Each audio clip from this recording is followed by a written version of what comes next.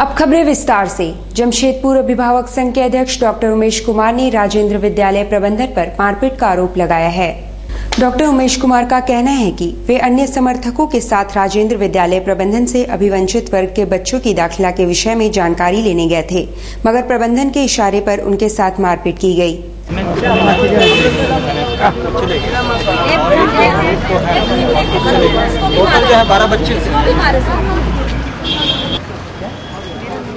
विद्यालय में पिछले 1 महीना पहले जो इंट्री लेवल पर जो बच्चों का एडमिशन 25% रिजर्व सीट पर एडमिशन की जो बात है उसी के तहत 12 बच्चों का फॉर्म हम लोगों ने जमा किया था। पिछले 1 महीने से इनको हरास किया जा रहा था। हर डेट पर बुलाया जाता था, 1-2 घंटे बैठाया जाता था, फिर लौटा दिया जाता था। आज भी इनको बुलाया गया था। आज मैं खुद बात करने आया था इस संदर्भ में कि आखिर मामला क्या है, कि क्यों इनको परेशान किया जा रहा है। आज जब हम लोग आए तो प्रिंसिपल साहब ने ये कहा कि हम डीएससी ऑफिस में लेटर दिए हुए हैं, वहाँ से जब स्वीकृति मिलेगी तो हम एडमिशन लेंगे। हमने डीएससी से इमीडिएट उसी समय टेलीफोनिक वार्ता की। उन्होंने कहा कि हमें कोई लेटर नहीं मिला है अभी तक। हम क्या समझे, स्कूल बरगराने की ये नए नए हथकंडे अपना रहा है। हम शांतिपूर्वक गेट पर आकर बैठ गए पेरेंट्स के साथ। स्कूल के स्पोर्ट्स टीचर और उसके बुलाए हुए गुर्गों ने महिला अभिभावकों के साथ, जिसमें हरिजन है, आदिवासी है, इनके साथ जाति सूचक बातें करते हुए कि तुम हरिजन हो, तुम आदिवासी हो। इसमें एक प्रेग्नेंट भी लेडी है जो अपने बच्चों के एडमिशन के लिए आई थी, उनको जाति सूचक बातें करते हुए उनका बाल नोचा गया। मेरे ऊपर भी लात चलाया गया। और यही स्थिति नहीं रही, वो बच्चों को, हायर क्लास के बच्चों को भी स्कूल मिस्टर लला ने प्रवोक किया कि मारपीट करो सभी के साथ, और बच्चों ने भी लात चलाने की कोशिश की है। मैं स्कूल से यही उम्मीद करता हूँ कि ये बच्चों को शिक्षा दे रहा है। सबसे अच्छा स्कूल, अच्छा विद्यालय दे रहा है। प्रशासन के लोग क्या आश्वासन दिए? हम तो अभी जा रहे हैं केस करने। हरिजन एक्ट में जो जाति सूचक बातें की गई, इसमें जो है हम केस करने जा रहे हैं। अभी जो बातें आ रही है, डीएसपी साहब आए हैं, साक्षी थाना के प्रभारी आए हैं, सभी के सामने हमने बातों को रखा। हम वरीय पुलिस अधीक्षक महोदय के पास जा रहे हैं, सभी बातों को रखेंगे और इमीडिएटली उनसे कार्रवाई की मांग करेंगे। मारा से मारा है। हाँ, ऐसा हरकत करने वाला उसको एकदम घसीट के मारा। हम लोगों ने इतना जम नहीं थे, तभी कम औरत थे, इसीलिए हम सबको मिल करके मारा हम लोगों को। हम लोग आए थे बीपीएल कार्ड का हक लेने के लिए, लेकिन जो हम लोग बोले कि जाएंगे तो हक लेके ही जाएंगे, तो इसीलिए हम लोग दरवाजा पे खड़े थे। लेकिन सब पेरेंट्स और जो पेरेंट्स के बच्चे हैं उन लोग आके हम लोग को बहुत नोचा, बहुत मारा। जरूर प्रिंसिपल ही ने भेजा तब न जाके, स्कूल के टीचर भी थे जो दरोगा थे, वो भी हम लोग को मारे आके, सबको पूरा नोच नाच के ही कर दिए। एडमिशन के लिए हम लोग आए थे, पर यहाँ के तो प्रिंसिपल सर लोग सब हम लोग को क्या नाम है स्कूल का? स्कूल का राजेंद्र विद्यालय। सर हम लोग को मारा पीटी किया। हम लोग का सर है जो हम लोग एडमिशन हम लोग का सपोर्ट में, उन लोगों को भी मारा पीटी। कौन लोग मारे? हाँ, यहाँ के स्पोर्ट टीचर और यहाँ के जो स्टूडेंट लोग उस लोग हम लोग को मारा। जो स्कूल का बच्चा लोगों पढ़ के निकल रहा था, वो लोगों भी सार को लात मार से पूरा फाइट चला करके मारा है। हम लोग छोड़ा नहीं गया, हम लोगों को भी। विद्यालय स्कूल प्रबंधन विद्यालय चले चलाए अभियान के तहत प्रगति प्रतिवेदन को लेकर डीएससी ने मंगलवार को शिक्षा प्रसार पदाधिकारियों के साथ बैठक की। स्कूल चले चलाए अभियान के तहत विशेषकर ग्रामीण क्षेत्रों में क्या प्रगति है, इसकी प्रतिवेदन के लिए मंगलवार को डीएससी इंद्रभूषण सिंह ने बैठक का आयोजन किया। बैठक में प्रखंड शिक्षा प्रसार पदाधिकारियों के अलावा सर्व शिक्षा अभियान से जुड़े पदाधिकारी, कनीय अभियंता और शिक्षा विस्तार प्रभारियों ने भाग लिया।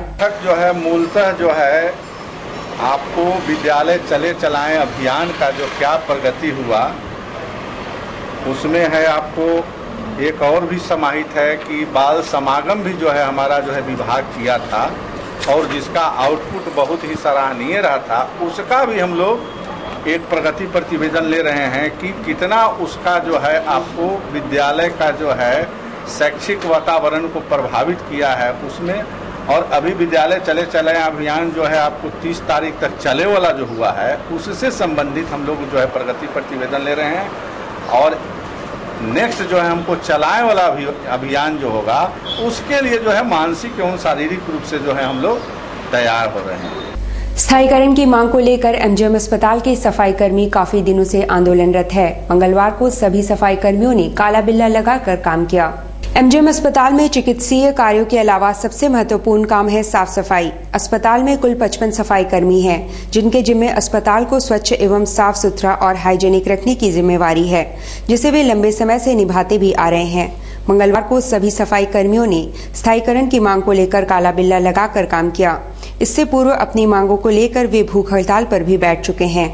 सरकार से यही मांग करेंगे कि हमारा जो 15 वर्षों से यहाँ काम कर रहे हैं, सेवा दे रहे हैं, तो हमारा अस्थायी हो। आज अस्थायीकरण का मांग को लेकर हम भिन्न भिन्न प्रकार के कार्यक्रम किए, राज्य सरकार को जानकारी दिए, जिला प्रशासन को जानकारी दिए, लेकिन कोई भी अफसर, कोई भी नेता हमारा बातों को नहीं रखा। और हम अभी काला बिल्ला लगा करके आप क्या बोलना चाहते हैं? काला बिल्ला लगा के हम सरकार का ध्यान आकर्षित करना चाहेंगे कि हम आपका घोर विरोध करते हैं। कितने स्टाफ आप लोग? हम 55 मजदूर हैं। 9 माह बाद मुख्यमंत्री दाल भात योजना की शुरुआत होने से गरीब वर्ग के लोगों ने राहत की सांस ली थी, मगर मात्र 1.5 माह बाद ही योजना फिर से ठप हो गई है। मुख्यमंत्री दाल भात योजना वैसे गरीबों को ध्यान में रखकर आरंभ की गई थी जो अत्यंत पिछड़े हैं और उनके आय इतनी नहीं कि ढंग का भोजन कर सके। उन्हें मात्र 5 रुपए में भोजन कराया जाता था।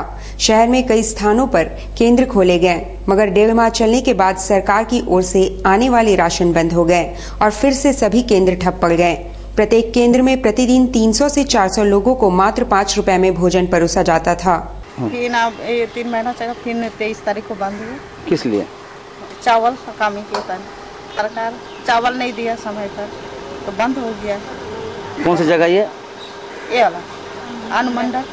हाँ। आप लोग कौन चला रहे इसे? गोलोरिया। 9 महीना का बाद में फिर उसका बाद में फिर 23 तारीख से नहीं 23 तारीख तक खुला हुआ, उसका बाद में 24 तारीख से बंद हो गया। आज से नहीं। किस लिए बंद हुआ था? सरकार ठीक से चावल नहीं दे रहे थे, उसी के कारण। डीजल के मूल्यों में इजाफा हो जाने से शिक्षित बेरोजगार मिनी बस एसोसिएशन के सदस्य काफी निराश हैं और बसों का संचालन बंद कर देने पर विचार कर रहे हैं। मंगलवार को शिक्षित बेरोजगार मिनी बस एसोसिएशन की बैठक हुई, जिसमें डीजल के मूल्य में इजाफा होने से बसों के परिचालन में परेशानी पर चर्चा हुई। एसोसिएशन के उपाध्यक्ष अशोक लाल ने कहा कि इतनी कम आमदनी में बसों का परिचालन अब मुश्किल काम हो गया है।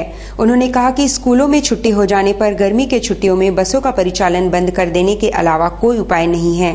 मतलब कि मिनी बस का स्थिति दिन पर दिन तेल बढ़ रहा है तो दयनीय हुए। हम लोग का जो शिक्षित बेरोजगार मिनी बस एसोसिएशन के तरफ से जितनी भी गाड़ियां चल रही हैं, ये हो रहा है कि इसमें सबका इंस्टॉलमेंट निकल नहीं पा रहा। तेल का दाम, जो डीजल का दाम बढ़ रहा, उसमें स्टाफ का भाड़ा अपना पेमेंट बढ़ जा रहा, और प्लस गाड़ी का हम लोग अपना हम लोग जो अपना बैंक से लोन लिए हुए लोन नहीं दे पा। पैसेंजर तो अभी गर्मी छुट्टी आ गया है और कहानी ख़त्म हो गया हम लोग का। तो और मतलब कि दयनीय स्थिति अभी 1.5 महीना वो स्थिति रहेगा कि हम लोग की गाड़ी चलाने लायक स्थिति में हम लोग कैसे चलाएंगे, चले भी कि नहीं चलेगी, अभी हम लोग को सोचना पड़ रहा है। कितने हैं टोटल बस है आपकी? 130 बस है। 130 बस है। अभी हमको लगता है कि अब गर्मी छुट्टी आएगी तो बंद कर देना पड़ेगा।